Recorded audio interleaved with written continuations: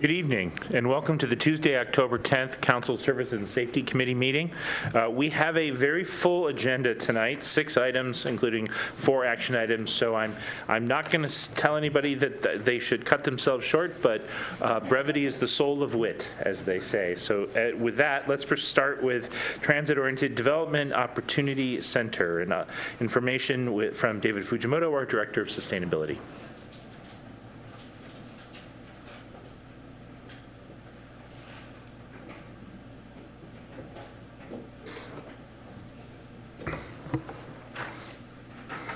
Good evening, council members, and I have copies of the handout if anybody would like or needs a copy. Sure, why not? Printed them already. Thank you. Thanks. You're welcome. So we're here just to provide you an update on the Transit-Oriented Development Opportunity Center, and that's maybe a term that you haven't heard a whole lot before, but I believe you're aware of the project that the city has been working on.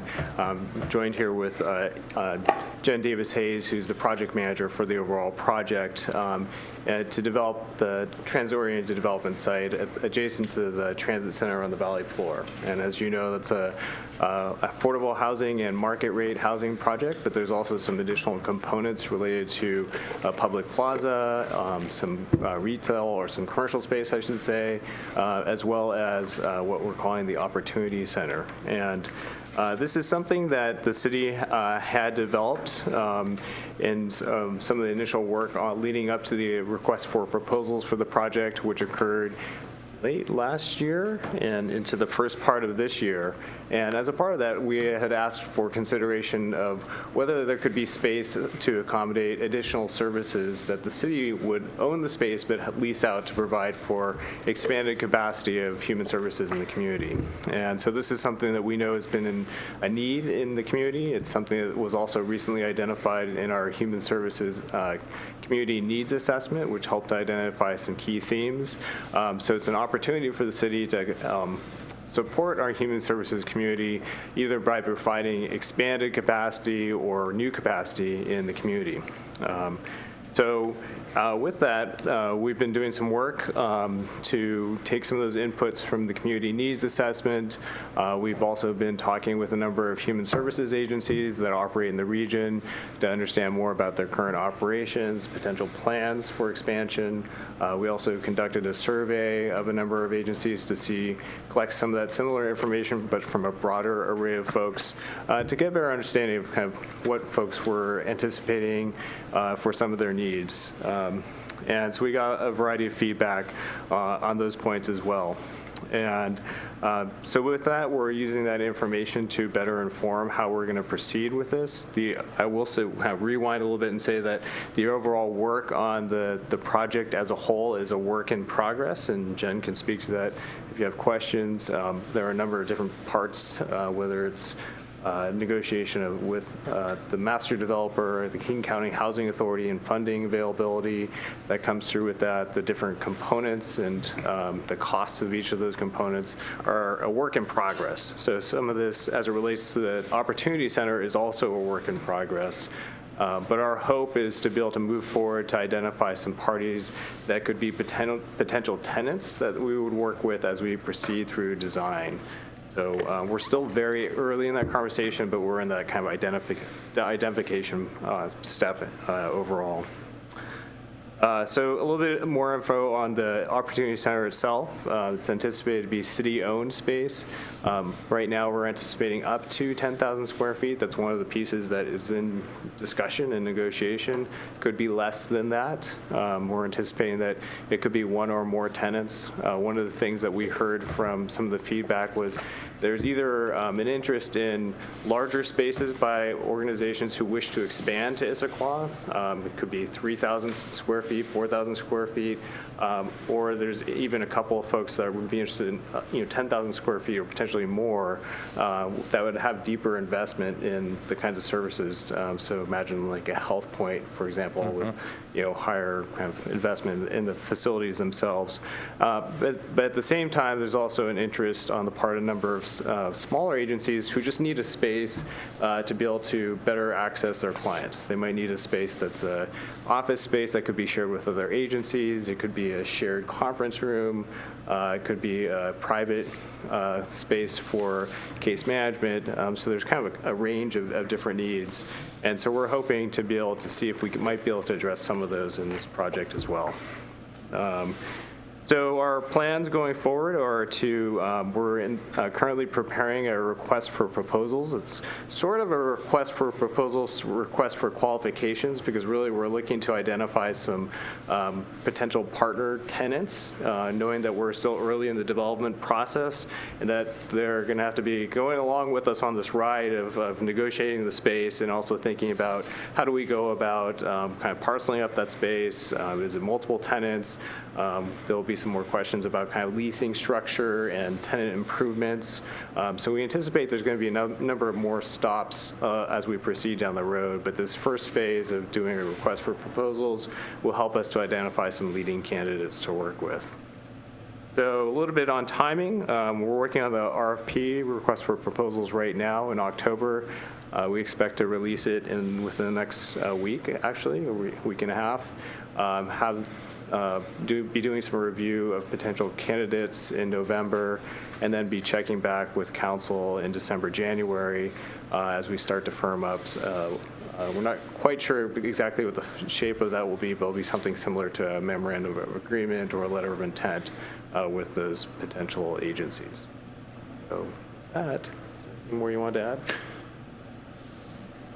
So I have a question around, so this up to 10,000 square feet. Yes. So what do we have, the city, when we've been talking about this space all along, we've been talking about a certain number of, a certain amount of affordable housing and this, and this potential space for services. So what has the council authorized in terms of, do we have anything that says the developer has to provide up to 10,000, or where are we at? Could the developer say, yeah, you know what, we decided it doesn't pencil out, we don't want to do any of this? So, great question. So right now, the council approved the mayor to sign a memorandum of understanding, which was non-binding, but it had the intent of what those things are. And so we are moving forward with the intent that it would be 10,000 square feet. Currently, we're looking at about 185 affordable housing units. The remainder of the 325 are market rate. We will actually this fall, we'll be back several times to talk about the TOD program in different ways. Looking at the multifamily tax exemption, which helps to make sure that we can get more affordable housing, but that we will also be negotiating with the development team to have a binding agreement, and that will come back to council probably in the beginning of the year. In mid-December, they're going to hear back from their major funder, from the King County TOD fund. Right. So we will be working those things out. So the binding agreement will say you will provide. Right. 8,000, 10,000, Sure. 15,000, whatever it is. And you will provide the other things that also they're looking at is, a quarter-acre park and some other amenities. So. Got it. But the MOU is the current framework around which the conversation. Exactly. And that intent is in there, saying this is the intent to make happen. Okay, good. Okay. Good. Yeah. Thank you for that explanation. I appreciate it. Mariah, you look like you have a question. I do have a question. Thank you for the update. And I was wondering if there will be, during the process, will there be any consideration given to, as you look across the span of what's available from a human services perspective in the city and close by, will there be any consideration given to things that we don't have in the city or that we're not providing? Definitely. I think the whole objective is to improve capacity, if you will. So that could be either bringing in an organization that's providing some services that we're lacking, and there's a number of those that were identified in the needs assessment. So for example, employment services aren't really, we don't have a ton of employment services. There are a number of agencies that provide those services. Right now, they're just kind of remotely provided as they are able to. And so we would be looking at marrying up some of those kind of priority services with this location. And the other factor is also thinking about kind of suitability of this location. So, since it is a transit-oriented development location, really thinking about those agencies that would benefit most from that type of location. So because their clients would be more transit dependent is important. But then also thinking about the other uses on site. There'll be anticipated to be a daycare, or there's affordable housing, there's market rate housing, a public plaza, and so really thinking about compatibility of use. There's a line in here that says,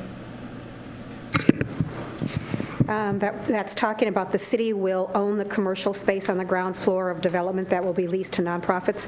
So is this the only portion that the city will be maintaining ownership of?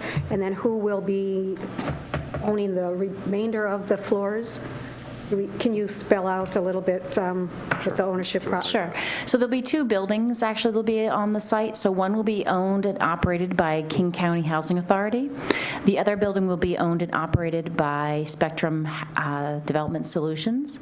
On the bottom floor of both buildings, there will be some retail space. Again, some will be leased out to private, and then our city-owned space will be in the Spectrum building, and it will be condominiumized. So we will, I believe one of the private commercial tenants will have ownership, and one will be a leasing tenant. And so potentially there would be 4 owners as of it stands now. The city with 10,000 square feet, one of the private commercial uses, and then the two developers.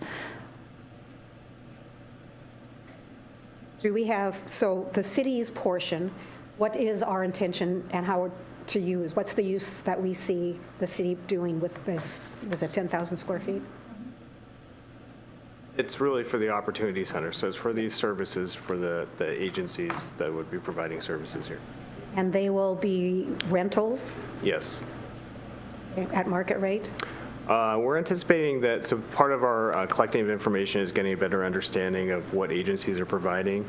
So as an example, not that this is where we'd be leading, but there's a Together Center in Redmond, which I think you're familiar with. Mm-hmm. And part of their business model is providing below market rates because they're trying to support human services agencies, which don't typically have the same ability to pay market rates. And they found that the sweet spot for their project is about 25% below market rate, and it varies. It can be 25 to 40%. I think the city's approach overall would be to make sure that we're recovering our costs. So anything associated with the site and common area responsibilities or our contribution to those, that we'd be recovering that. And so it'd be arranged that, and this is a future conversation, is where should we set that above. Our anticipation is that it would be above market or above cost recovery, but below market rate. And the 10,000 square feet is what is being looked at now for the city's portion? That's correct. Okay. Thank you. Just so people understand and to set expectations modestly, Together Center is roughly how many square feet? 50,000 something? A good question. I don't know the answer to that. I believe it's something well north of 10,000. Just Yes, so people it is. understand, we're not talking about a Together Center That's sized correct. Thank you for that clarification. constellation of Yes. services. This is because- definitely not a one-stop shop service center. We think about more as adding capacity and to the network of services that are offered in a variety of different locations in Issaquah. Got it. Other questions? Not at this moment. This was a really good update. Thank you very much. Look forward to seeing this when it comes back to council after you've worked further with the developers. Sounds great. Thank you. All right, we're going to move on at this point to, are we ready to do classification and compensation study update? Lori Brown, HR Director. And Stephanie Johnson.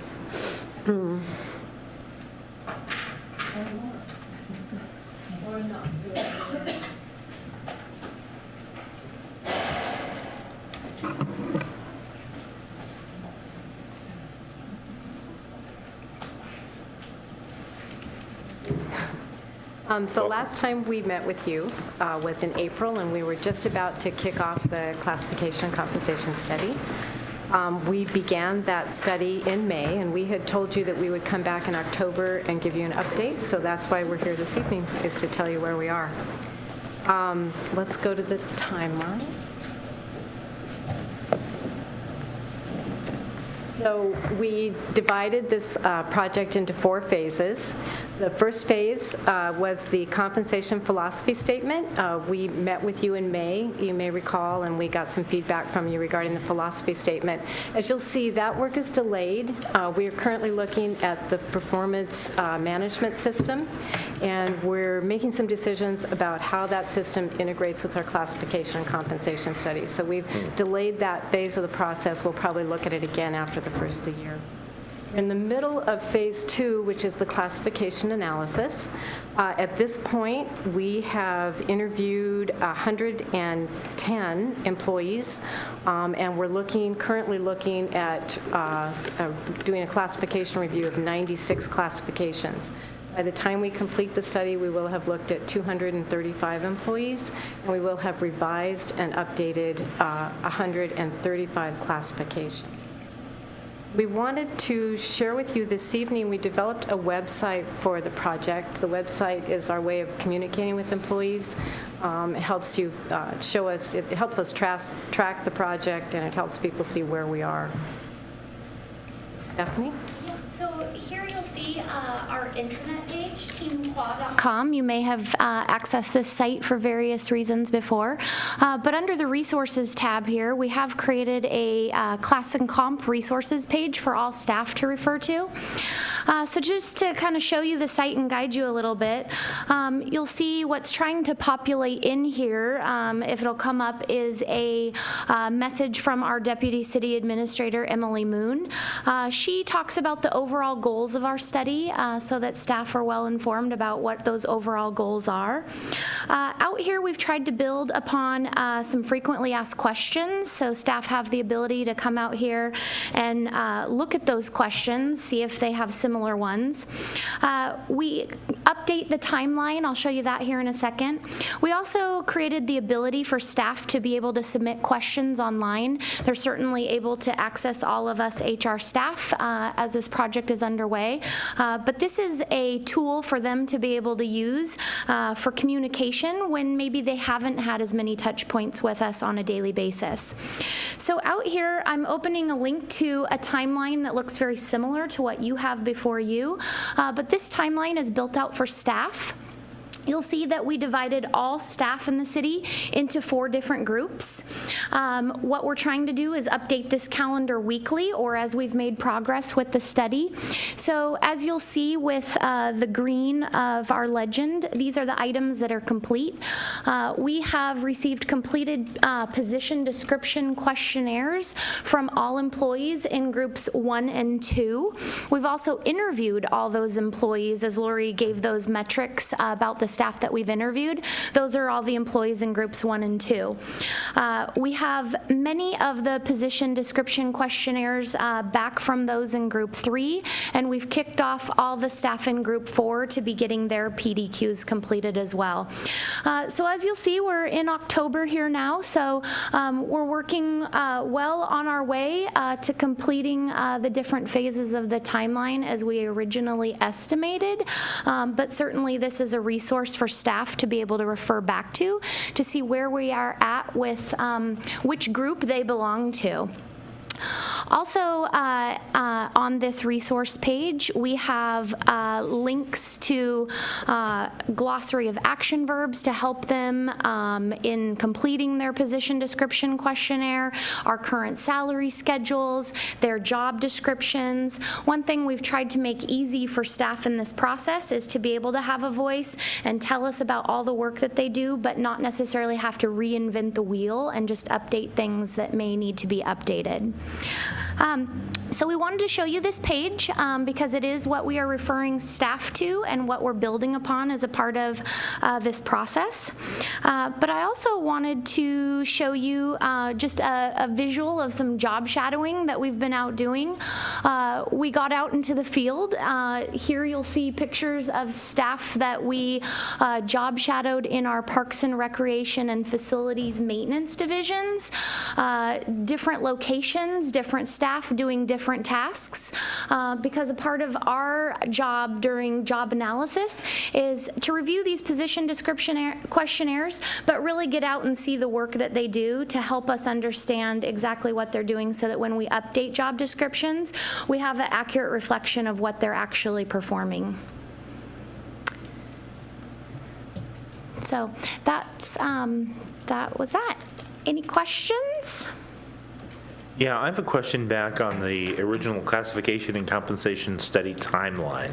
So you showed, so on the other timeline that you showed that was your internal with your 4 groups, you had completion.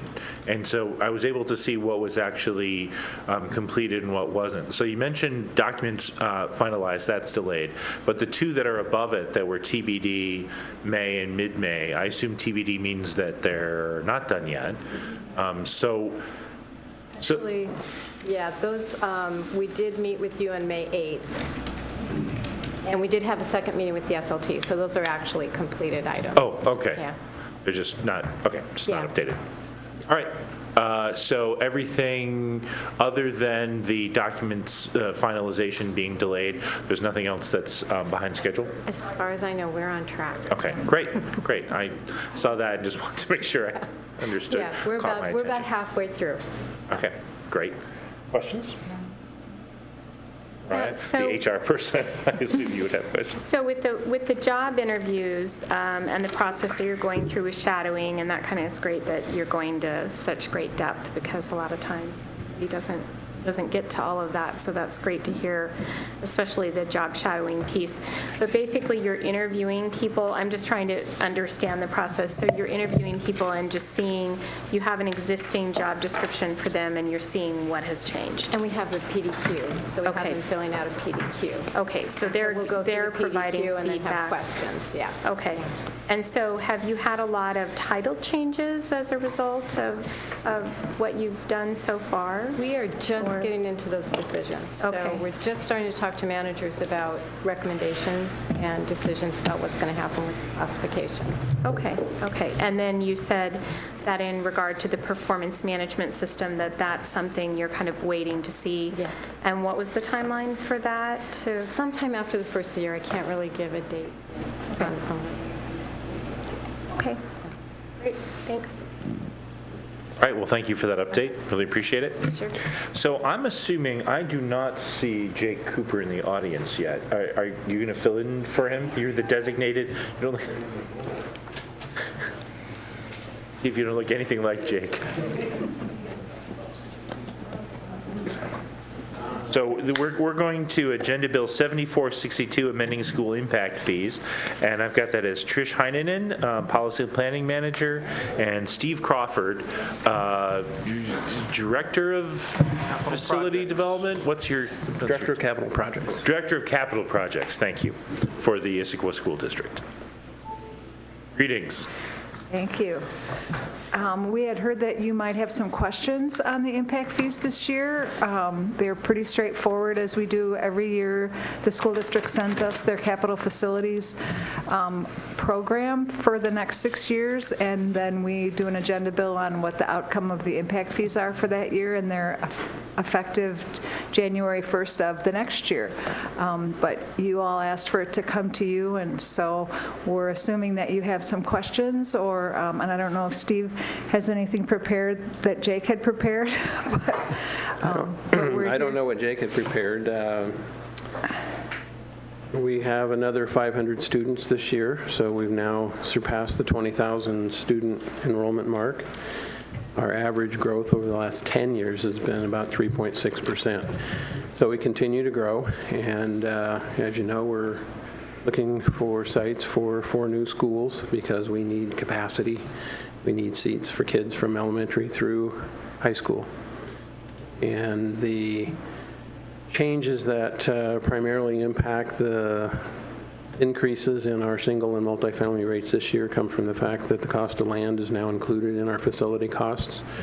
And as you work down through the prescriptive formula developed by the county, the assessed valuations have increased, and there's a few other little increases there. We've seen increases in student generation rates for multifamily at the middle and high school levels as well. High school multifamily generation rate is up about 47%. So it's an interesting statistic that we'll continue to monitor to see how things continue in the future. Say that last one again. The multifamily student generation rate for the high school age students is up 47% from what it was last year. And it was already very high. Already pretty high. So we're seeing shifts. We'll have to, continue to monitor those numbers to see if that's a continuing trend or if it happened to be a particular development or two that was particularly attractive to families with older kids. We'll have to see. But we are seeing changing patterns in housing units and more multifamily units with more bedrooms. So, again, we'll continue to monitor. And that increase is why is part of why the proposed ordinance increases the multifamily fee by 45%, right? Correct. To reflect what you're seeing out there in the community. Yeah. And the fact that we're including the cost of land in the calculations this year that was not included in the year before capital facilities plan. In the past, that has not ever been? It has been from time to time, but when we have bond funding and we're actively pursuing land, then that cost is included in the capital facilities plan. If we don't have bond funding to acquire property and are not looking for sites, then that drops out of the calculations. But you did get you did bond for these new schools. Correct. And we did bond for the cost of the land to site those schools. So it is included in this capital facilities plan. But when the capital facilities plan was generated for 2016, we hadn't passed the bond yet. Got it. So, well, that's a little confusing. So why are we asking development to pay for things that have already been that are already being funded through bond? And I'm a little confused. Well, the bond funding provides us funding to provide projects that provide additional capacity. And so the impact fees are also intended to provide a portion of the cost of that increased capacity. Okay. So when the bond was calculated, it was assumed that there was going to be these sorts of impact fees in the overall fiscal model. Correct. Okay. Okay. That now I understand. Questions, Mariah? Could you just talk a little bit more about how you calculate and came up with the increase going forward? So the county, many years ago, developed the prescriptive formula for impact fees calculations. And so included in that is the school site acquisition costs, the school construction costs, temporary facility costs, state matching credits, which we don't qualify for. And so those numbers show up as 0. And then you get down into the bottom section where assessed valuation and bond interest rates and net present value of dwellings and things enters into it, and you run down through the spreadsheet. You got site cost, which is coming down from above, permanent and temporary facility costs, state match credit, and a total payment credit, and a calculated fee, and there's a 50% prescriptive reduction in that. In this case, the district elected to increase that deduction further so that the increase in fees was not as great as what might have been if that would use the prescriptive 50% reduction. Can you explain that just a little bit more for me? So when this whole process was set up, they came down through this whole spreadsheet of calculations, and then at the bottom, there's a discounted amount. The prescriptive amount of discount that's built into the formulation is 50%. So the district is keenly aware of the fact that impact fees are a keen interest.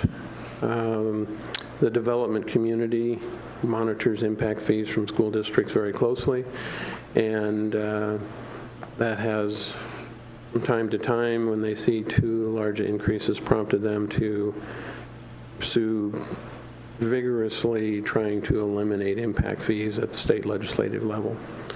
So we're kind of trying to blend a reasonable number with a number that might be calculated by the prescriptive formula, and move forward with impact fees and continue with the ability to collect impact fees. Impact fees have, over the years, averaged about 3% of the total cost of construction of new capacity projects. That's all. But if you look at the total collections from all of our jurisdictions since 1991, it totals a little over $49 million. So that's not an amount of money that we would like to see disappear. But again, when we've done $1 billion worth of construction, that's a small percentage, but it's a big number. So I want to add to that. If I'm looking at this correctly, one of the lines in the agenda item says, the increase in the proposed 2018 school impact fees due to rising costs, et cetera, et cetera. The full impact fee amount is not being taken. The district has discounted the fee by essentially $20,000 for single family and $8,000 for multifamily. Does that mean that according to the calculations, you guys could have asked for impact fees of let's say $29,000, but instead asked for $9,000? On a single family, the fee as calculated was $29,200. There would be a prescriptive 50% reduction in that, so it would be $14,500 roughly. But you're asking for $8,700 because, as you point out, communities, sometimes the sticker shock causes them to call their friends in Olympia, and you would rather have something reasonable than nothing because people storm the gates in Olympia. Yep. Got it. And there's Yep. something similar on multifamily. So I just want to make sure people understand that. These are increases, but they're nowhere near what's legally allowable if you guys wanted to try to peg the meter. Correct. Okay. I think that's important to understand. Questions? No, Well, this is super, super useful, and I think that, I think for folks in the community, we sometimes hear about wanting to make sure development pays for itself, and having these impact fees, I think, are important, and have them help contribute towards, to the extent that they do, towards the costs that are being incurred as you guys respond to the historic, unprecedented levels of enthusiasm for the district. Yeah, it continues to grow, and the area continues to grow, and it continues to be very popular, and we don't see that it's going to slow down anytime soon. Well, those generation numbers, single family and multifamily, particularly in the Highlands, right? We talked about this a few weeks ago when we had a conversation about the community's response to growth. It's just, we just don't see those in other places. Right. But you see them here. Yep. All right. very good school districts bring people in also. Right, yeah. Thank you. Anything else? So this is a go at the next meeting? This is a go. The recommendation from the administration was returning to the full council on November 6th, 2017. On consent? What's that? On consent agenda or regular business? I would like to. We could try. That's exactly what I was thinking. We could try to put it I on would- consent. think I would like to see it on the regular I think so, agenda. too. All I right, think there needs to be okay. some conversation. I mean, with That's fine. everything that we've talked about regarding impact fees and that kind of thing, I think the full council should take a look. All right, coming Well, back the as, full all council and the viewing audience. Can you or It's- Jake Right, be and our- here and for our that viewers, too? yes. Okay. right, This will be here. so coming back, Again, so they're it's an a. important part. And What's that? Back on which day? Again, we will be here. They are an important part of the overall funding, so. Right. So, yes, 3-0 recommending coming back November 6th on regular business. All right, thank you very much. Thank you. Thanks for coming in, Steve, and pinch hitting. You know, you could do your and Jake's job.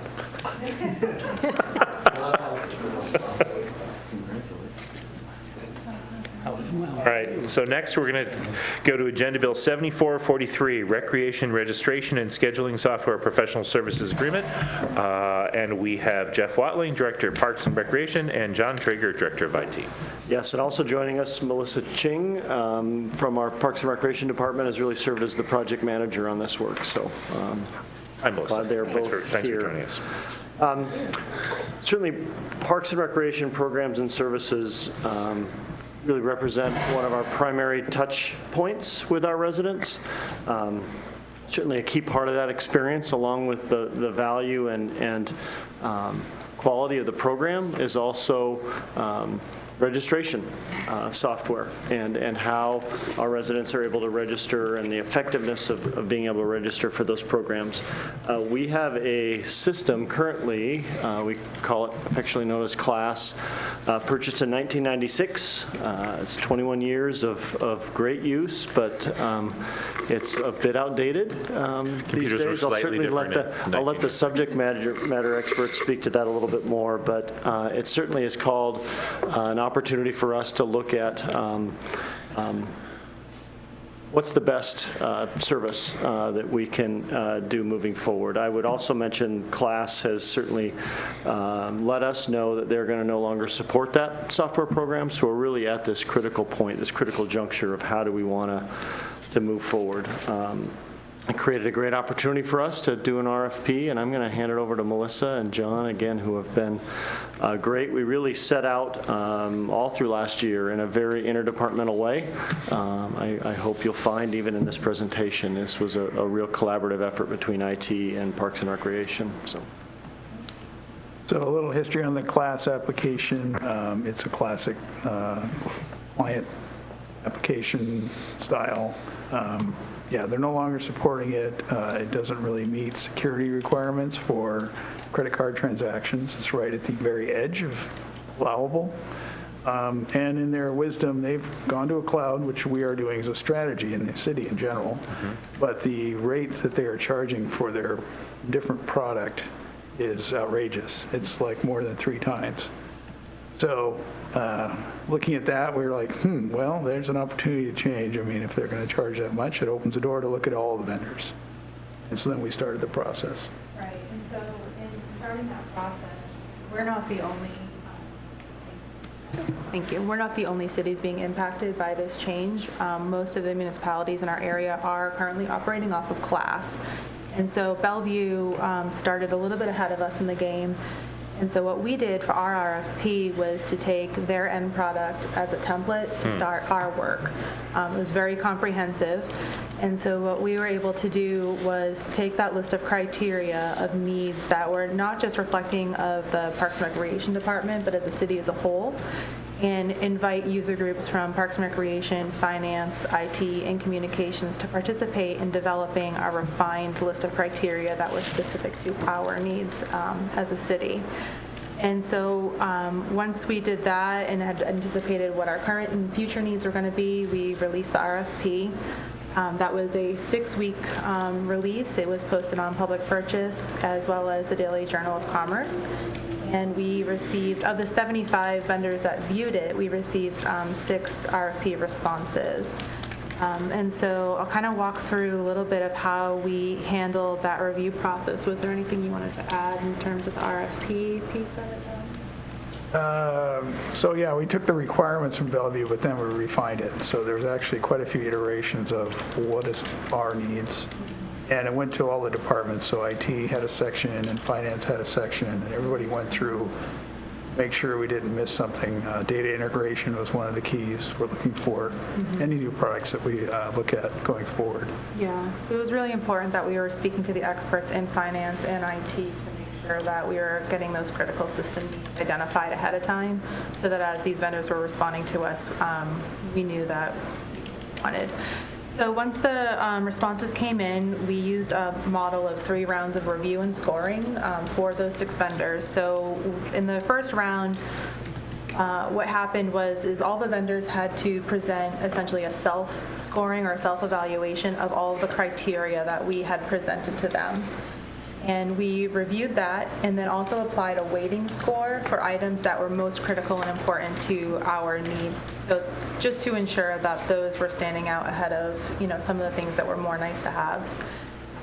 In that round, we also did an initial evaluation scoring of their proposals for completeness, financial cost, what have you, and we narrowed it down to 3 vendors: Perfect Mind, Dash Platform, and ActiveNet, who is the parent company of our current system class. In the second round of our process, we invited 2 of the 3 vendors to do full product presentations to us. We elected not to move forward with class for the demonstrations, or with active rather, because of some of the things that John had mentioned. The cost is quite prohibited, and there were some other kind of inflexible components of their system that weren't going to work very well for us. One of them specifically being an integration with our current financial system, Unis. They are a powerful tool, so we did keep them in our back pocket, if you will, just in case the other 2 vendors didn't pan out as we had hoped.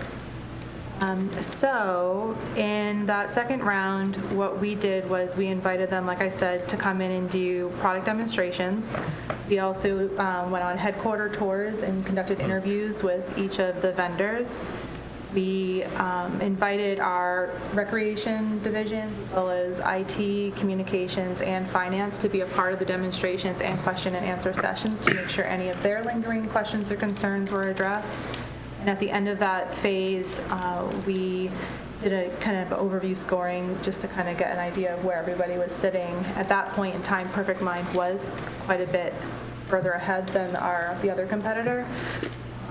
And so in the very, very final round of review, we took a very close look at those critical needs, if you will, being financial integration with Munis is extremely important, of course. We have a GIS integration component that's important to us because of our resident non-resident fees. Currently, it's a manual process to identify if a client or a customer is a resident or a non-resident, and it's quite time-consuming. We wanted the product to integrate with our city's website so that the ease and use of it was more intuitive and easy to find. We wanted the rentals division of Parks and Recreation to also come on board with this system. Currently, they are a standalone, working independently of the main system. We wanted to minimize our staff support, including IT's commitment to providing support to the product. Right now, it's quite heavily supported by our IT department. We also wanted to minimize our current workaround culture that we have. As Jeff had mentioned, the product is quite old and outdated that we're on, and so there's quite a few workarounds and things that we have to do to make it work for our current needs. And the most important piece of it was the customer's experience with the product, because at the end of the day, that's what reflects on us as providing a service to the community as a whole. And we felt that this product was clearly, hands down, the most intuitive, easy to use. I keep using the reference of saying it's similar to using like an Amazon account. You can store your credit cards, you can register and pay for everything all at once, you can set up scheduled payments, you can share what you've done on social media and invite your peers to come and join you and your family to do it as well. There's wonderful communication tools that we're lacking with our current system for emergencies and notifications. We can text and email and call and leave a voicemail for folks. And so the benefits of this product are just far superior to anything else that was presented to us in the RFP process. And with that, we are moving forward. We've presented it to staff, to city administration, and onward to council. So I'm going to talk a little bit about any of the IT or technical aspects that we found throughout the process. You're He's savvy on that stuff. Well, they use, obviously, it's a relatively young company, very advanced technology compared to what we have now. So it has a really robust reporting tool, which will be really helpful for them to run their organization. A lot more insights than what we have now, where we have to do a lot of labor to try to get the same kind of reports. And it has it's easier to do integration as well, because it's more modern technology on the data. And then, of course, it's cloud-based, so I don't have to own the server and try to keep the duct tape on it like I am with the current one, which is pretty aged. And it's just also, the customer experience. It has mobile as well, so it has a really good mobile user experience, which we basically have a lot of anecdotal complaints about our current product and being difficult to register. To register your kid for swimming lessons or something, it's really not easy right now. If you've ever tried it, you'll know what I'm talking about. And this new approach would be a significant improvement. Yes, so a far better customer experience, a far better integration internally. Where this left us with a clear, unanimous choice of Perfect Mind. We spent a number of months negotiating the agreement that you have before you. We think we have a product that, again, is going to serve us well. It's a 5-year agreement. What's a little odd about this request tonight, this is a 2018 expenditure. The reason we're coming to you tonight with this request, and if you see in the authorization, we're asking for contingent approval, obviously based on 2018 budget passing. But by getting this authorization, this contingent authorization tonight, we're able to begin really doing our internal work, our internal prep work for that transition. We're also able to work with the vendor and get on the vendor's schedule. So it's going to allow us to make a smoother and hopefully an earlier transition in 2018 to this new product. This project is in the 6-year CIP. That you just approved for 2018 funding. So certainly we'll have more discussion as we go through the 2018 budget process, but allowing this, again, contingent approval now allows us to begin to do some of that, at least get on the vendor's schedule and know should budget be passed, should budget be authorized for this project, we can move that much sooner during in that calendar year. You'll also hear in the budget process a potential funding source as we look at not only the startup costs for this, but the ongoing maintenance costs, some creative ways that we might be able to create some sustainable funding for that, not only for this software, but other software pieces that IT is looking at. And this is an idea of a tech fee that would be a sort of a per transaction cost. I mentioned that to you more as a heads up, but certainly more conversation will be had through the budget process. I don't know if you have anything you want to add to that, John. Well, just to add to the timing issue, so there are other dependencies on us getting rid of that old server. We kind of have to do it next year for a bunch of other technical reasons, including related to the Munis program. And next year we'll be revising all the revenue side of our finance system. One of the big high transaction count revenue sides, just for all the people buying the services. So it kind of needs to get done next year because of all these other moving parts that are put off for obviously a decade too long. So let's do, but coming to a head. So. Really appreciate your consideration. I appreciate the work, the interdepartmental work that IT and our department, and certainly the assistance of finance as well, getting their eyes and expertise on this decision. So, questions? Not at this moment. Right. I just have comments. All right, I have questions. So you've got $51,000 in 2018 for one-time setup. I'm assuming that includes all sort of what I would think of as integration consulting on this? This is everything to get it implemented and linked up with Munis? Right. That's correct. Okay. You don't have hardware listed there. Cloud-based service, so there isn't any. So they're hosting. Okay. So we don't have hardware costs on our side. Okay. It's basically a web browser UI. Okay. All right. And then I had a question around, at one point later on, you have sort of a comparison between Perfect Mind and Dash. And you had, under the advantages for Dash, you had sort of health and growth of the company. And so I wanted to understand what that meant about, in reference, it sort of gave me a question about what, if anything, is that saying about Perfect Mind, if that's an advantage for Dash? It's actually referred as an advantage for Perfect Mind. They're a company that is, like they said, quite young, but growing quite extensively. When we looked at the companies, both of them are quite extensive in terms of their current clientele, but what was important to us was their clientele that existed within municipalities, because representing us is a much different business structure than those that is, a sports arena or a boys and girls club. Sure. And we felt that, and John can speak to the IT side of their maturity, that Perfect Mind was a little bit farther ahead and was feeling less of a risk to us in terms of the health and maturity of the company. I realize now I was just reading the page wrong. I thought the columns on the left were advantages of Perfect Mind and the columns on the right were advantages of Dash Platform. I see now that these are all just factors that went into those overall scores, which is a blowout for Perfect Mind of 101.5 versus a score of 37 for Dash Platform. So, Yes. was there any... Were there any software options that didn't involve, I guess if you're going to have a cloud, you're going to have ongoing annual expenses, period. So there's sort of part and parcel of the same thing. But there isn't anybody who's currently not going with sort of a cloud nowadays going forward for these sorts of Essentially what applications. happened, like say in our region, is that almost everybody was using the class product, with a few exceptions. And they've all scattered for the same reasons, because they're like, are you kidding me, 3X? And so they're all going to cloud-based services as well.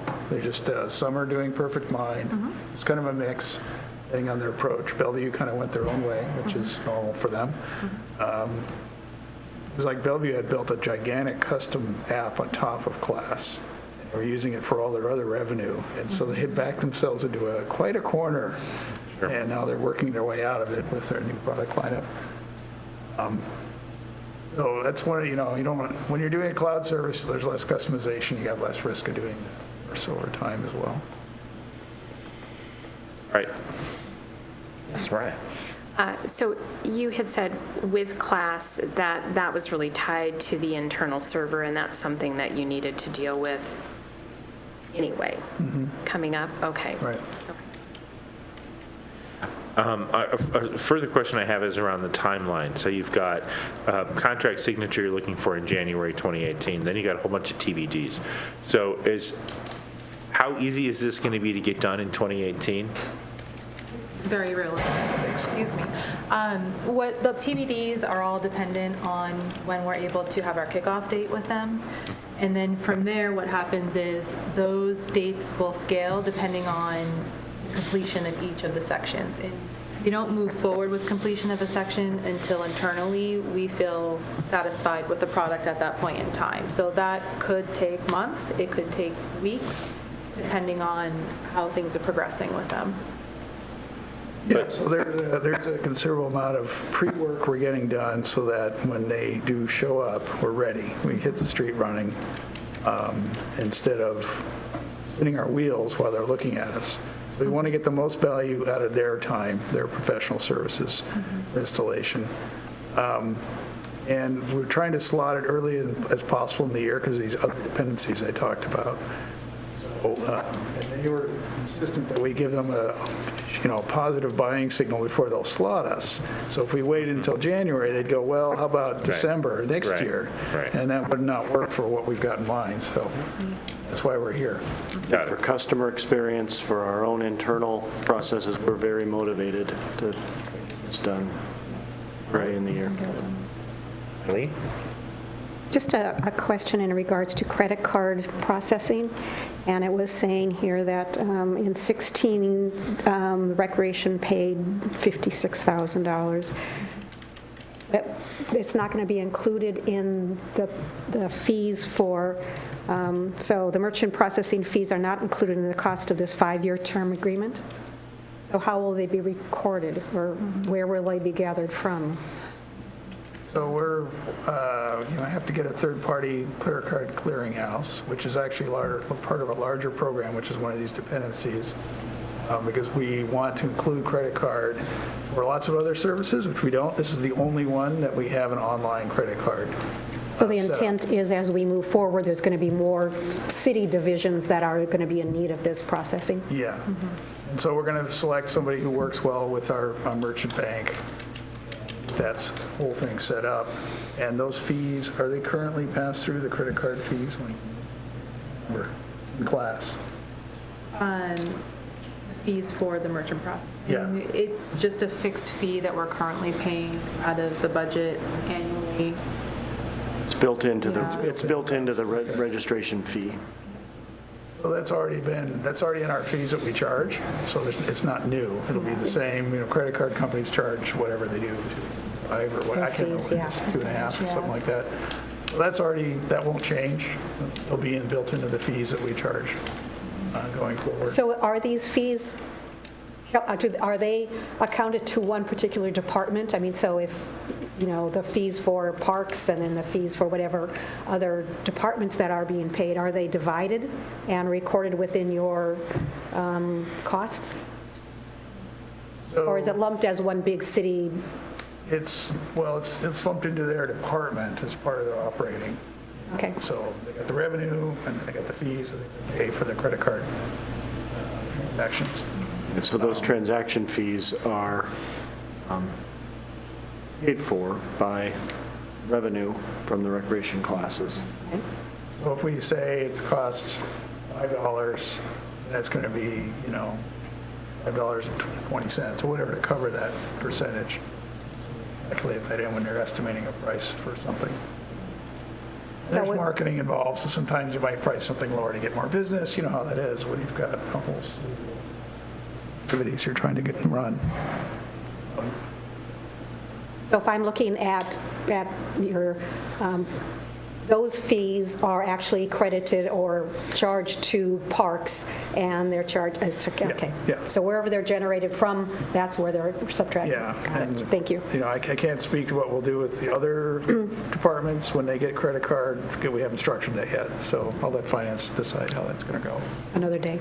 Yeah, it's going to happen though. Next year, Yeah. we're looking to up our e-commerce footprint for our public to improve our service level. Great. So any other questions? I know you have comments, but we don't have any other questions. I want to ask if there's any public comment on this one? Our member of the public who's present? No, there's not. All right, thoughts?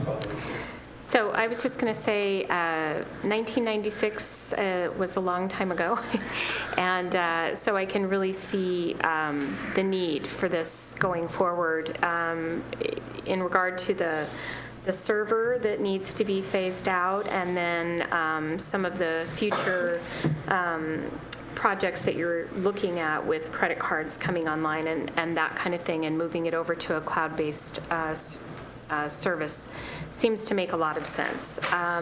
So I thought I had another question that just popped into my head, but anyway, this just seems to make a lot of sense, and I totally understand the pain around sometimes going forward with software implementation and getting things queued up in an appropriate time frame to make it work for what the needs are. So that's it.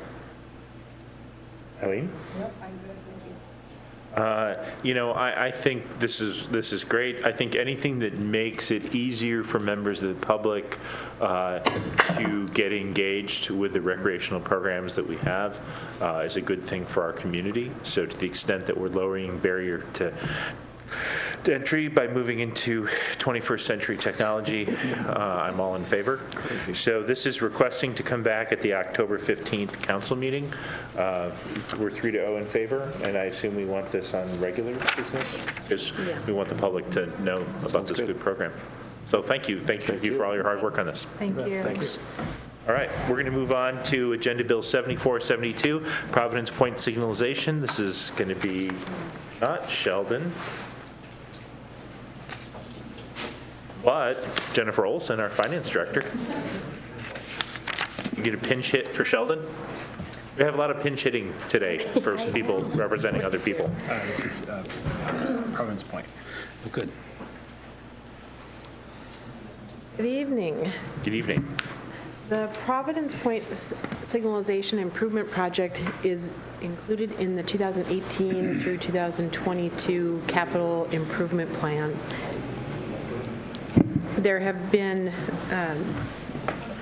been design work done on this project, and as the agenda bill speaks to, that it's essentially ready to go. And so the council, through the approval of the capital budget, through the process, then moved this project forward into 2018 and then the 2019 for construction of the project.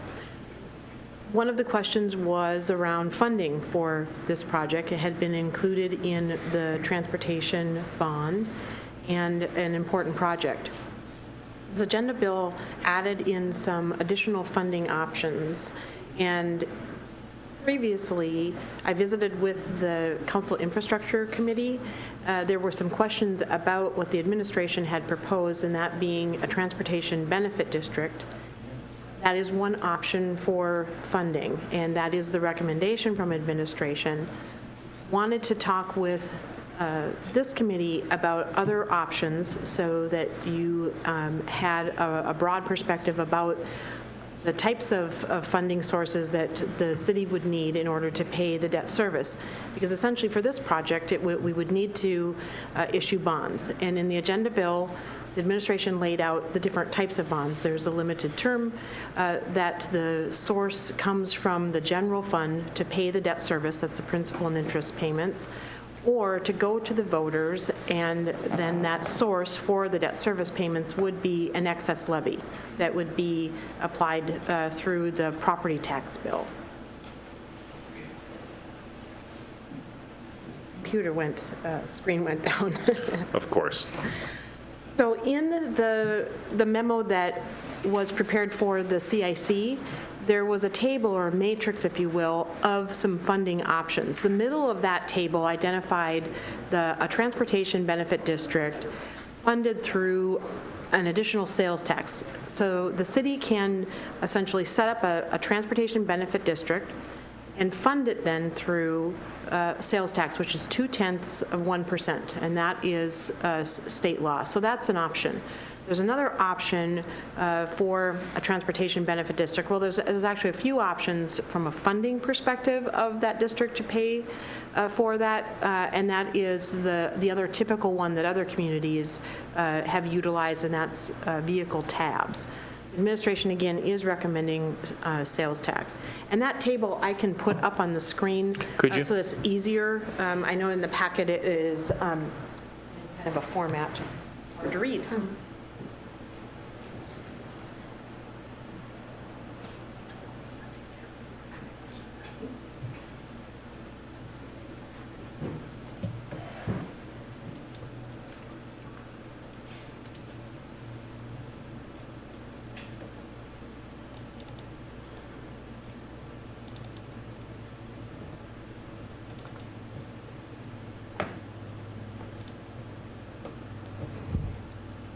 Is that readable? We need to do it a little bit bigger here. Okay.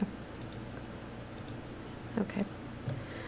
So I wanted to just go down quickly the list of revenue sources that could be used in order to pay for a debt service payment for this particular project. If we were only talking about this project, there is bank capacity, which essentially is levy that the council in prior years chose not to utilized through the property tax or the regular levy. So there's some bank capacity, about $200,000, that could be added to the regular levy.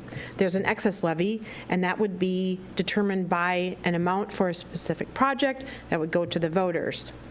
There is a levy lid. Again, the estimated amount, this is 20 cents on property valuations, and this also would need to go to the voters and added to the property tax bill. The Transportation Benefit District is what I just described, 0.2%. It's a sales tax. In order to allow for this, the voters would have to, there would have to be a ballot measure for this additional sales tax component to be added to our current sales tax that comes to the city. The Transportation Benefit District, that would be funded by vehicle tabs. There is other revenue alternatives that the council could consider. That would be a B&O tax increase to some maximum amounts allowed through our B&O taxes. That goes into the general fund. Utility tax, which would be that tax on our municipal water, sewer, and storm receipts. And then there could be a potential increase in the utility tax that's identified that we receive on cable. So there are other options of revenue sources to pay the debt service on a bond issue for this project. So what I wanted to do is then answer any questions of this committee about those alternative sources. And what would we need to get to? What number are we trying to get to annually? Well, essentially, a transportation benefit district for this particular project or other transportation-related projects that do not have a designated funding source, we estimate that a TBD funded by sales tax would bring in about $2.2 million. Now, for this particular project, we wouldn't need all of the $2.2 million, so a portion of the TBD revenues would go to pay for the debt service, and then there essentially would be funding sources for other transportation projects that were identified. And in the capital budget, if you recall, that is a funding source for other projects. This is just one of them. Yeah. So I wanted to give a little history before we got too much in depth on some of the options. And so, as you know, the council put the ballot initiative on last November for the traffic improvement bond, approximately $50 million. And the question came back to, are you willing to essentially vote to increase your property taxes to pay for the bond for 4 projects? One was Providence Point. There were 2 Newport projects on there, and then the last was Sunset. Total cost was about $50 million. And so, as you know, a majority of the community, so 54.7%, voted to tax themselves to pay for these capital improvement projects. Unfortunately, with the property tax measure, the threshold is a little higher than a simple majority. It's 60%. So while the majority of the community voted to do this, unfortunately, we didn't hit that threshold of 60% to pay for, to issue bonds and raise taxes on this. So just wanted to kind of, this was a distribution of the votes that occurred throughout the community. And one of the issues, well, a couple things. So one is the administration has recommended that we look at a transportation benefit district to pay for these projects. As Jen noted, it's about $2.2 million a year. We don't, and we've kind of reported this to council before, we do not have a dedicated funding source for transportation. There's insufficient revenues coming into the budget on a regular basis to pay for significant capital projects as it relates to transportation. So we're able to do kind of the annual overlay program. We're able to do some of the complete streets projects, some of the handicap accessibility projects that are required. But when you start to talk about projects like Prov Point, which is $6.6 million to do traffic signal, or Newport, which is almost $20 million, there is insufficient revenue to pay for the bonds necessary to complete those projects. So we have plenty of capacity to borrow to do those projects. Just don't have the revenue that's going to be able to pay for the debt service that would come back to pay those bonds back. So One of the things I wanted to specifically talk about was the fact that a transportation benefit district, which we're recommending a sales tax adjustment, the sales tax incorporation as part of the TBD, requires only a 50% threshold to get approved by the voters. So it would be another ballot initiative. We would identify projects. TBDs are required to have essentially a list of projects that the Transportation Benefit District Board would be responsible for. Usually the makeup of those boards, and there's a provision, you may remember when Alice came out and did her presentation, the board, the TBD board, is essentially the city council, so the city council retains the control over what projects get done. And then the other benefit with the sales tax is that it's paid for by more than just the people who live within the community. So property taxes were obviously directly related to the people who lived here. Sales taxes, you're going to see, because we're a regional shopping destination area, so there's a much greater proportion of the share of those costs being paid for by individuals who don't necessarily live in the community. I think one of the concerns that we heard was that regional traffic, they're not paying for any of the costs affiliated with the improvements that would have to be made. So sales tax is a way to be able to kind of offset that cost, the regional traffic component. I think what's really important to see here, though, is over 70% of the voters who lived in the Providence Point area voted yes on that initiative. So again, 55% of the total community voted yes. Of that 55%, 70% of those yes votes lived in Providence Point. I think one of the concerns that we had was if you pull Providence Point and just do that project separately and don't include it in any other type of future bond, you're losing a very significant support of the community that would be needed, I think, for a vote on a transportation benefit district to help this obviously pass. If you did the project, then, and I think that's one of the other pieces that we heard was, for certain parts of the community, what's in it for me? So you looked at South Cove and their distribution was, in the 40% level in terms of support. We didn't have a project really that benefited South Cove directly. So there was a direct nexus, I think, on the Providence Point project, and that's probably why we saw that level of support there. So I think one of the things that we wanted the services committee to be cognizant of is, whenever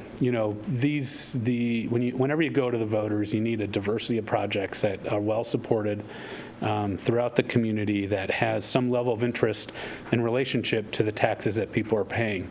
And so if we end up pulling this project out and doing it separately, which, again, I think Jen mentioned, we've got more than enough debt capacity to do the project.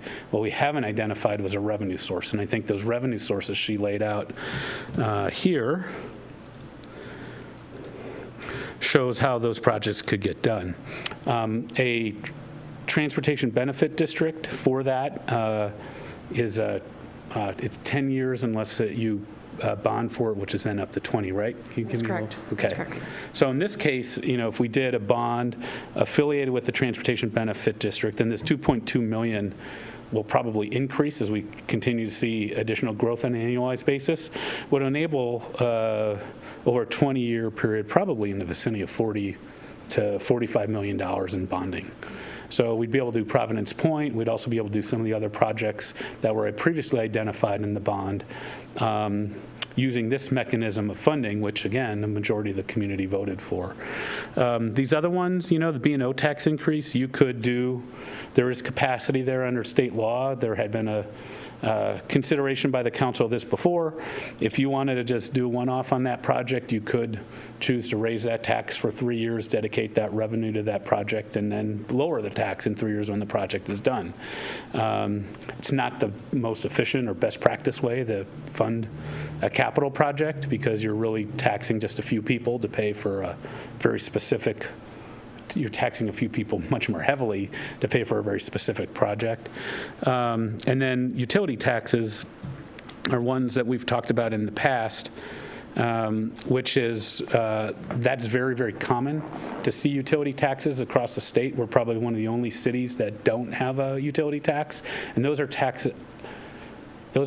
I should clarify, those would be utility taxes on city utilities. So we still have a utility tax on electric, we have a utility tax on, help me out a little bit, and some of the other ones? There's utility tax on electric, the gas, telecommunications, and then we also have the cable utility tax. So the municipal utility, which is the water, sewer, and stormwater, is something that we do not have a tax on, and the utility customers, both residential and commercial, would pay that tax along with their utility bill.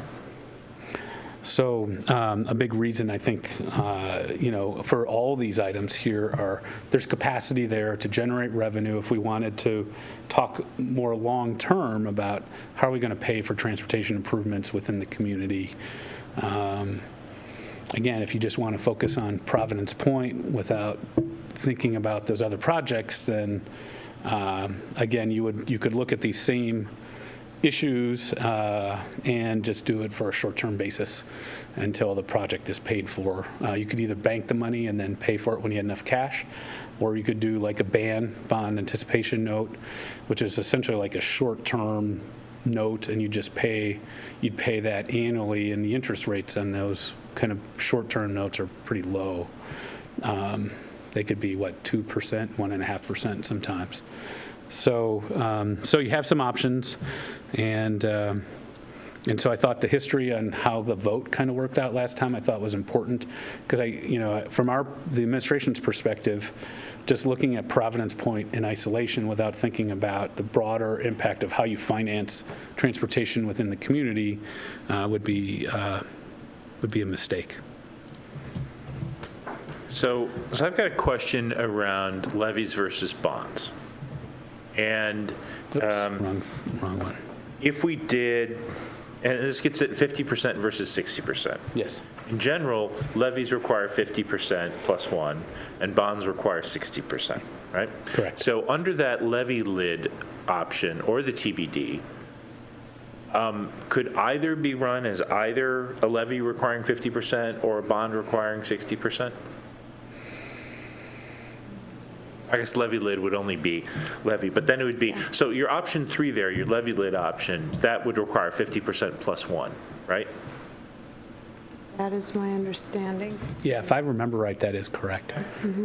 Because you're not issuing a capital bond. Essentially what you're doing is you're saying You're not indebting future years, you're only indebting, you're going year by year. Basically. Yeah, so essentially if you vote for a levy lid lift, you're voting to increase your property taxes, but it's not a capital bond. Now, if you choose to borrow against that, you can do that. But if I recall, there's only a certain period of time that the levy, is it 10 years that the lid lift? I think there's a sunset on it. There is a sunset. Common is 6 years. 6 years. So yes, so you could do that for smaller projects. It's not going to get you long-term money. You just although you could go back to the voters in 6 years and ask them to reapprove. The TBD, I think, is 10 years unless you issue debt, right? TBD is 10 years, and then it does not require to go back to the voters, because if you designate it at the start that it is for paying debt service for transportation projects, then that can go longer term. Got it. Questions? It's just in regard to that, how long can that go? You said long. I believe you can go up to 20 years. Okay. Eileen? I'm not sure where I'm at on this at all. Need far more education. But of the ones that are up there and looking at, what would be the ones that require voter acceptance? Ones that require voter acceptance would be an excess levy, so that would be a bond posed on a ballot measure. The levy lid would require voter approval. The Transportation Benefit District with the sales tax funding option requires voter approval. And that would be just those 3. That's correct.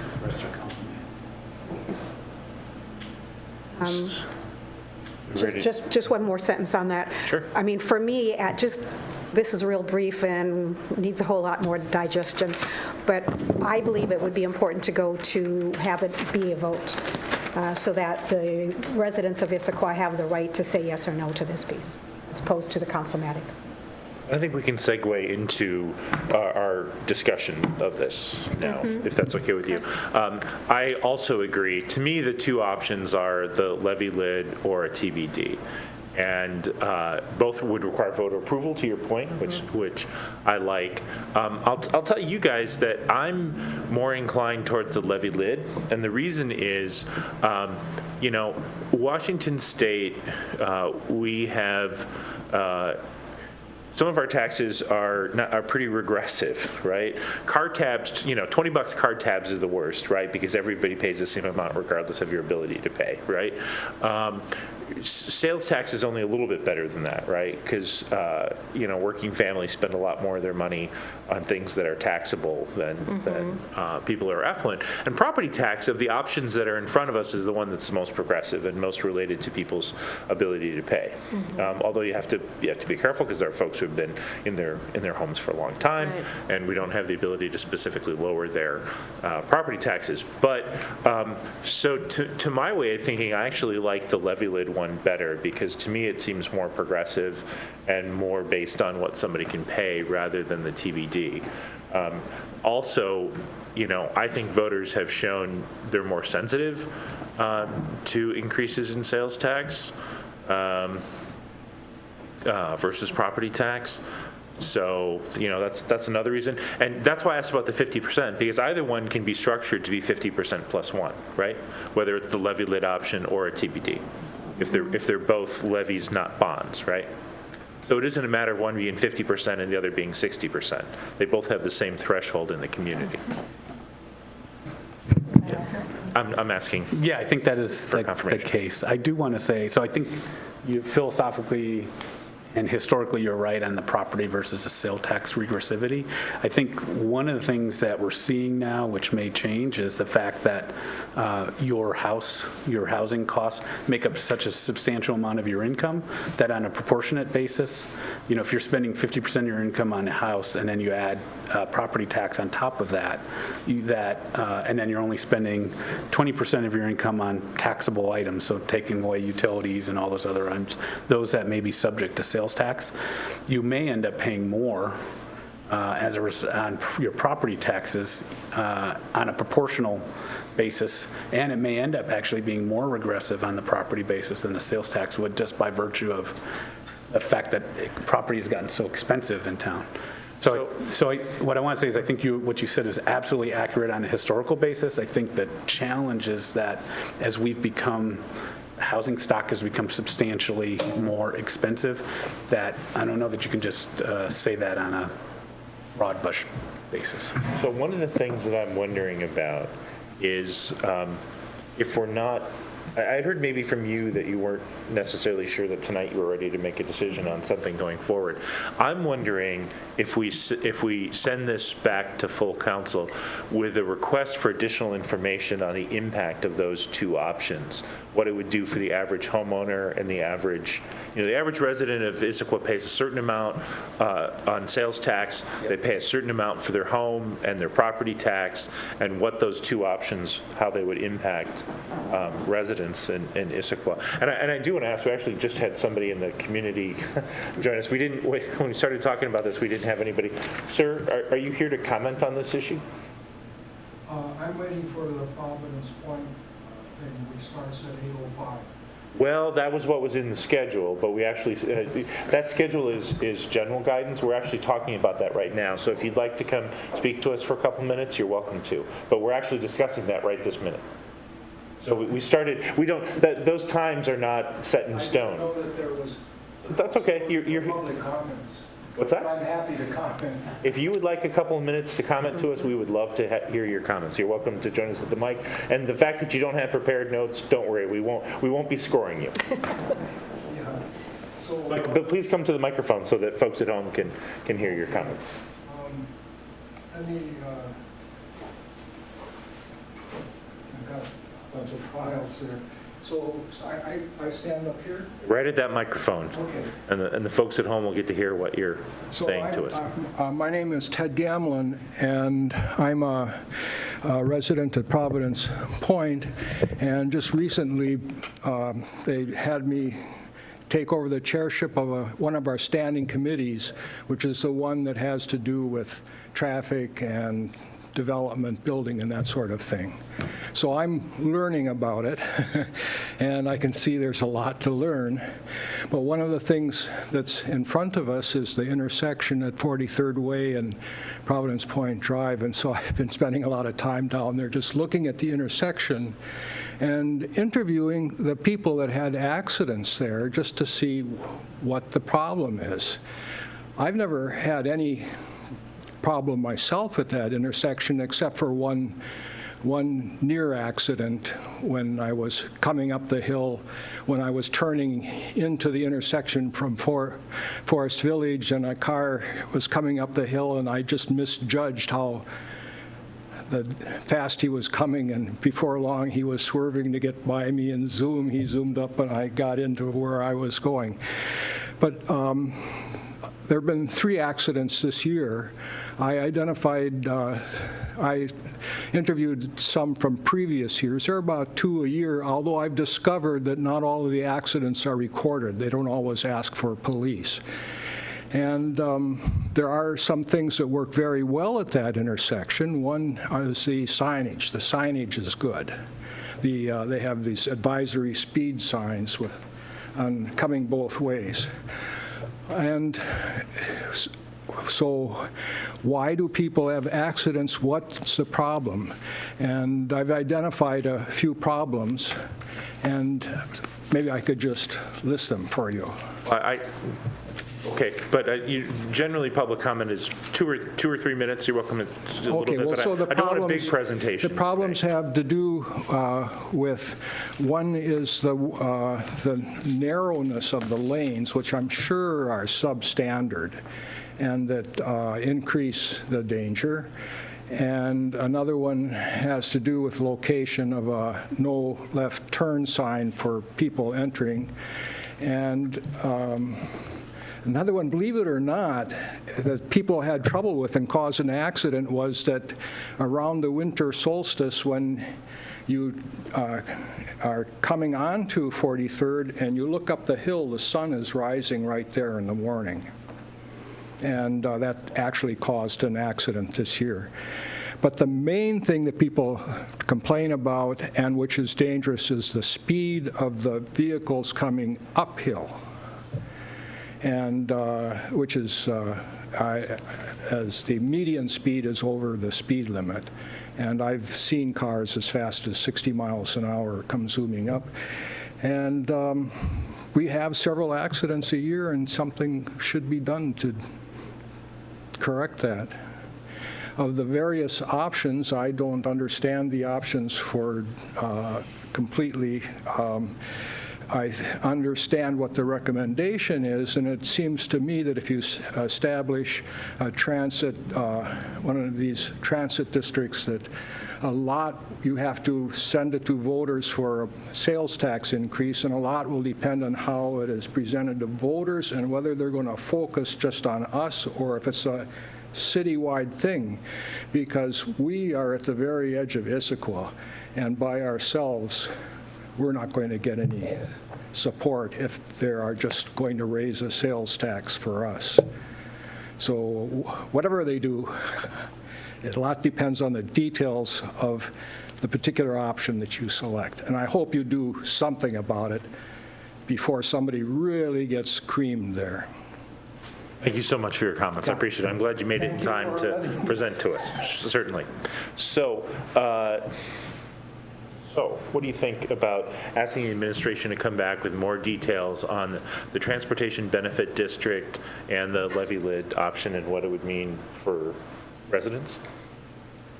Well, can I back up just for a minute before I answer that question? So this is the first time that this agenda bill, as it's written here, has come before, would come before council. And so First of all, I just want to say I've been a big proponent of the signalization at Providence Point. I think from a safety perspective and everything that is happening with growth in that area, that's something that needs to be dealt with. And we had a bond that was integrated into, and that bond failed. And so now when I'm looking at this, I feel like a little bit like it's one of those agenda bills that has grown in scope, because now we're looking at Providence Point, how we would pay for that, or if we would add in other projects. And then all of the information around the alternative revenue source. And that just seems like a lot to just have come before Safety and Services and then go to council for a vote. I just think there's a lot to think about here. So I'm wondering, I know we're just going into budgeting, and so this is probably potentially a tough ask, but is this something, this specific agenda bill could come before a work session so the full council could talk about it before it actually goes to council? So you're suggesting you want two touches. One that would be a non-voting sort of informational session, and the second that would be the actual vote. So you'd like to not have it come back to council and have to make a decision on the first touch. I think it's too fast. I just, in regard to everything that we've been through and how important this is, and having a failed bond and now wrapping in all the alternative revenue sources, I would have to do a lot of work if we're going to have this one touch and then have that come to council, but I'm not sure how you're both feeling about that. Well, I think your first comments that you were talking about going to the full council on one of our budget meetings. To wrap it into a council work session so the entire council could talk about it. And then on a separate evening, make the actual decision after thinking about it. I think that it was very wise to do that. Okay. I'm supportive of that. The only thing I want to mention on feedback from what you said about the failed bond, just recognize if that had been a transportation levy instead of a transportation bond, it would have passed. Right. So we were close. We were agonizingly close. Absolutely. And I'm totally, I'm just trying to be really cautious as we're thinking through exactly how we would want to deal with this. So. Sounds like we're in agreement that we'd like it to come back as a presentation at one of our budget meetings, and then come back. The request was to come back to full council on November 6th. If we can do that and still have the presentation ahead of November 6th at one of the budget meetings, then that's what the three of us are saying we would like.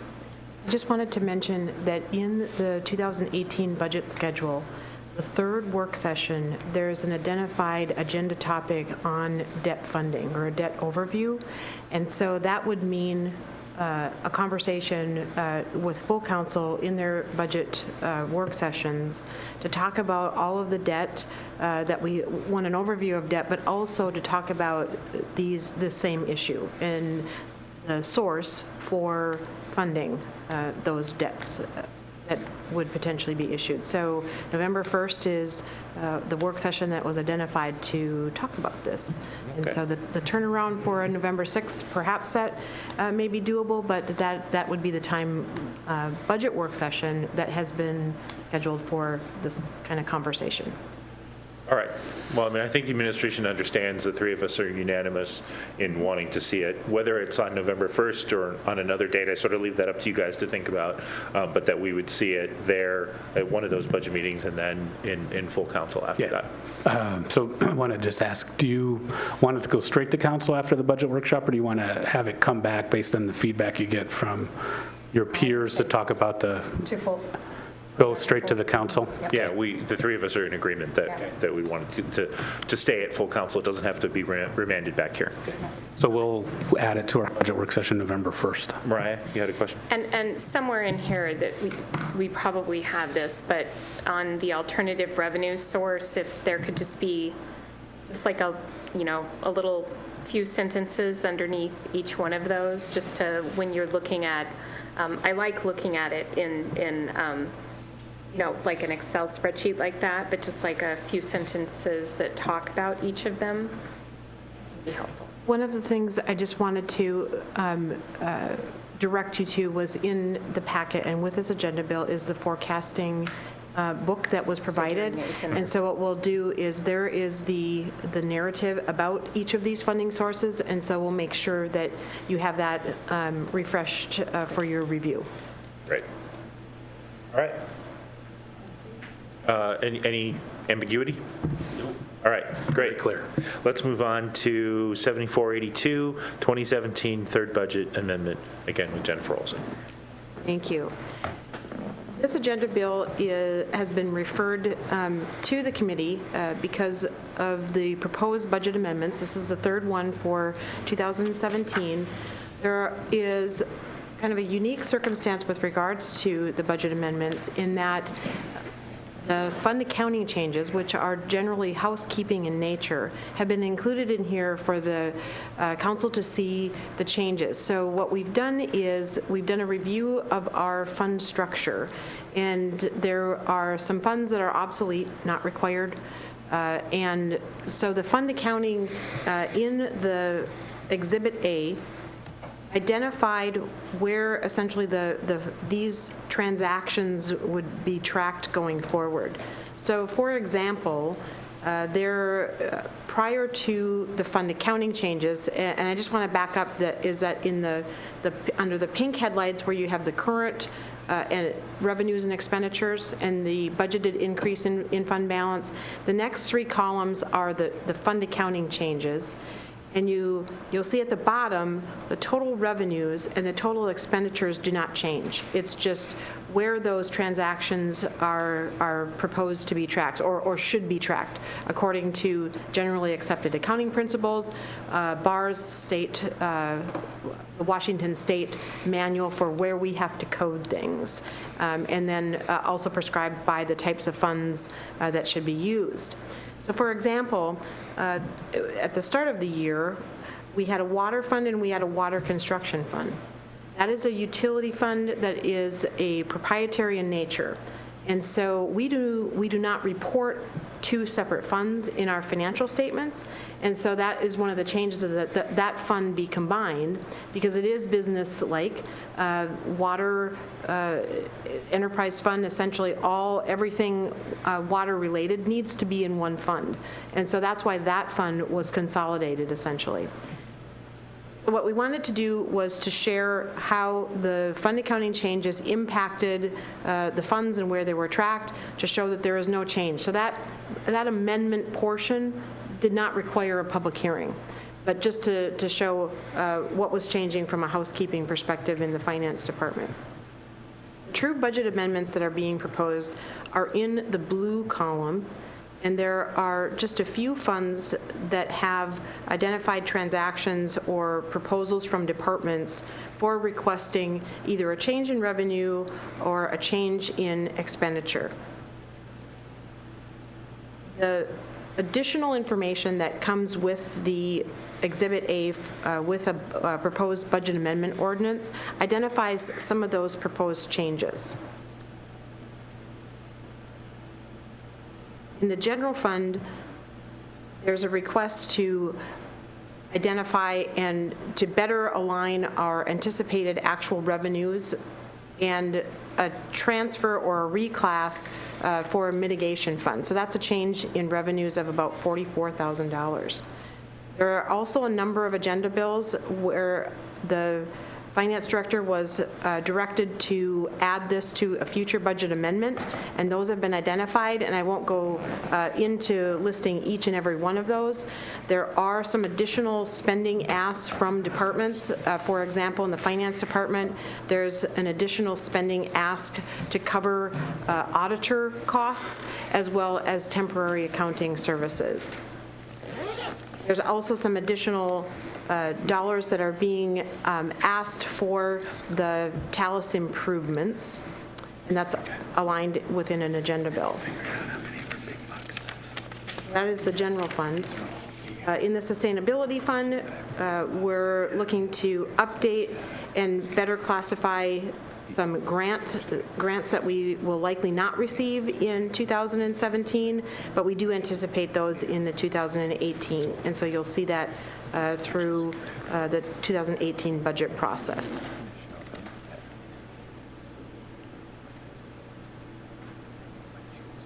Other budget amendments include then the cleanup for the bond proceeds that were issued for the remainder of the original park bond, as well as refunding that we were able to accomplish to save interest costs. And so those budget amendments refer to basically the proper classification and to get the right revenue amounts for the bond proceeds, as well as for the actual bond transfers for those proceeds to those capital project funds. Street Capital Project Fund budget amendment includes some transfers in from the general fund and the utility funds for the Talus intersection. And so we want to make sure that we have the right spending authority there. We've identified some additional project spending authorization that's needed for the Southeast 62nd Street. And with regards to capital projects, I just wanted to make a note that those are the types of projects where you'll see budget amendments that really have to do with cash flow. So the overall project has not changed. It's just the timing of when we can, whether the project moves quicker or whether it moves slower. So we want to make sure that we have the cash flow or the spending authorization. So that's essentially what that is being asked for that project. We also have identified that another project will not necessarily, that's the spending that we don't see happening in that current budget year. So we want to adjust that and accommodate for that in the overall final budget. And then, of course, we have in this capital project fund, this is transportation or streets related, so this is where the Talus project would be actually expended out of.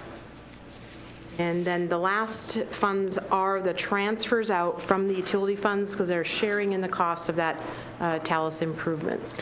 Can I ask how, so the beginning fund balance for street capital projects is minus $260,000, and the result of this would be minus $4.6 million? How does that work? Well, that's the cash flow statement that I just meant. Right. Because fund balance is, when we put fund balance in there, and I want to shift away from that. Not that that's something that we know that we can crystal ball, but fund balance is really a snapshot in time, and we have to wait until we have we have transactions, actual transactions. And so when we put these documents together to provide information about the budget, fund balance is a starting point, but it is fluid because we're going through audit field work. So we essentially know what those fund balances are, but again, in capital projects, it's a cash flow thing. So we're always trying to ensure that we have cash in those funds. It's not that the bills don't get paid, it's the snapshot in time, and we certainly always ensure that these funds are at the end of the year whole or at zero, because we have to have enough resources to pay those expenditures, but they're the most difficult to ensure that we have the right dollars. Overall fund balance, cash is pooled and investments are pooled. So it's just a reflection of what we're seeing and why we're asking for some additional dollars for the capital project funds. And what you see here where we get a little bit better, it's still a negative because what we see is we have more going out, and we're billing the developer or we're bringing in those resources. So if we could do a budget amendment at the end of the year, we would certainly do that, and you would see that it would be made whole. That's not best practice, or it's not proper to do a budget amendment just to make the budget align exactly with a capital project. So that's why you see some of those negative numbers. But again, it doesn't mean that we're negative in that fund. Okay, but as I look overall, this for Exhibit A, we've got, general fund, you go from 15.9 to 10 million, but overall, putting everything together, you go from 77,700,000 to 65,600,000. So approximately $12 million in this amendment to the 2017 budget. We're talking about spending $12 million. And why is this an amendment in 2017 in October when we're just about to do the 2018 budget? I'm very confused. Because I need a little bit clarification about your question. So the impact to fund balance. So when you set a budget, you identify the revenues that you expect to bring in, and you identify the expenditures or what you're going to pay for over that year. You have, it's like, so fund accounting is like checkbooks. So you have a starting balance, and you're going to deposit all the money, and then you're going to pay all of your bills, and you have an ending balance. That balance is constantly changing based on what's coming in and what's going out. I get that. And so the budget then is set, and the way that the budget is intended to be set is that you look at the column increase or decrease in fund balance. So that's the impact. So yes, after this budget amendment in October, that the budget would be identified as being a $12 million impact or decrease in overall fund balance. So overall, that is essentially what we're doing, is that we're using our beginning fund balance to pay for expenditures, because there's not enough revenue because we had a balance in the checkbooks. They were authorized projects. The agenda bills, if you look at most of the detail, you'll see that the council authorized these projects and directed these to be included in the next available budget amendment. So yeah, these are all previously authorized by the council. They're projects that got done when council adopted the budget and the various appropriations. That included all the revenues and the cash balance. And so if you come in and then make an adjustment in expenses, there isn't really an adjustment. Well, although sometimes, I think last time we adjusted revenues. Sometimes you make an adjustment in revenues if they're higher than what we anticipated. But generally, you're going to end up taking out a cash balance because you've already budgeted what the revenues are that you've expected, and you've already budgeted your costs that are expected. The budget's in balance, and therefore, if you exceed that, then the only place to take it from is your existing cash. Okay. One of the bigger line items, too, that is contributing to this budget amendment impact of $12 million is the bond proceeds. And what that essentially is, as you'll see, is that we've received $6.7 million in bond proceeds, and then we have the bond proceeds, $6.7 million going to, so there's not a lot of change when you compare the debt funds and the budget amendments.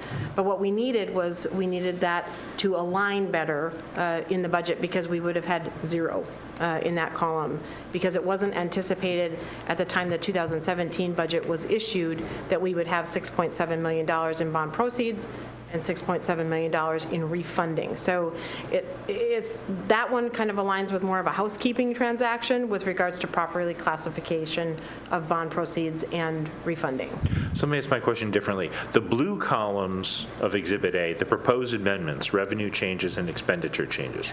If I look at that, the expenditure changes minus the revenue changes is $4.7 million, $4.6 million. That's correct. Right? You're saying that's 4.6 million of spend that council has already authorized.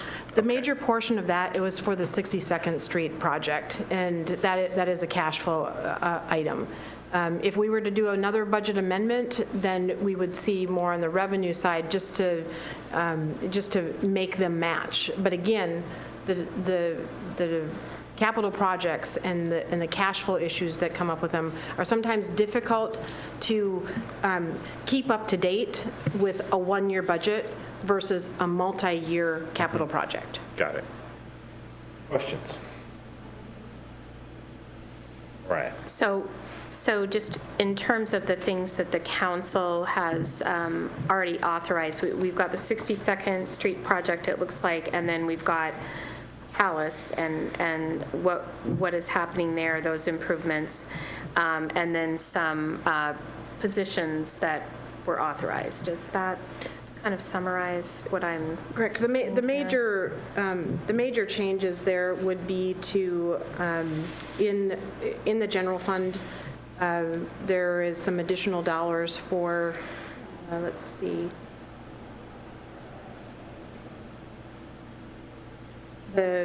Council authorized additional positions, and I'm looking at the detail there under the adjustments to general fund revenues. There is the updated pension contribution for the law enforcement officers, some additional professional services work in DSD, but those were also council-driven agenda bills, and you'll see that agenda bill reference there after the spending. So those are things that were authorized by council previously. And with those positions, those were positions that this is the amount that you would need for the rest of the year? Correct. And so if you don't get that person hired by the end of the year, then is that something that just stays in the fund? Or, okay. What you'll see in 2018 is that that position would be proposed in the budget to be then fully funded. This amount here gives the bandwidth to start recruiting. Got it. Yeah, I remember talking about that. So generally, anytime you don't spend what the council's authorized, just essentially stays in the fund that it sits and goes. When we do our estimated cash balance for the following year, we try to do our best guess as to what we're going to end up spending. So if we've got some positions we know will be open for a period of time, that essentially rolls into the cash balance for next year. So this year, if we aren't able to fill one of these positions, and we've got 29,000 for the clerk, need my readers, I think, and we fill that position, that's like 3 for October 1. We haven't filled that position yet. If we fill it in November, it's only going to be 2/3 of that number. Right. And the balance would stay in the fund. Got it. All right, Eileen? And this is going to a public hearing? It is. This is scheduled to go for the council meeting on Monday night, which would be a public hearing. Got it. We were right. Returning full council October 16th. Any other questions? All right. Do we agree with the administration recommendation going to full council October 16th? Yes. All right. Thank you. Any other closing comments? We are adjourned. Thank you.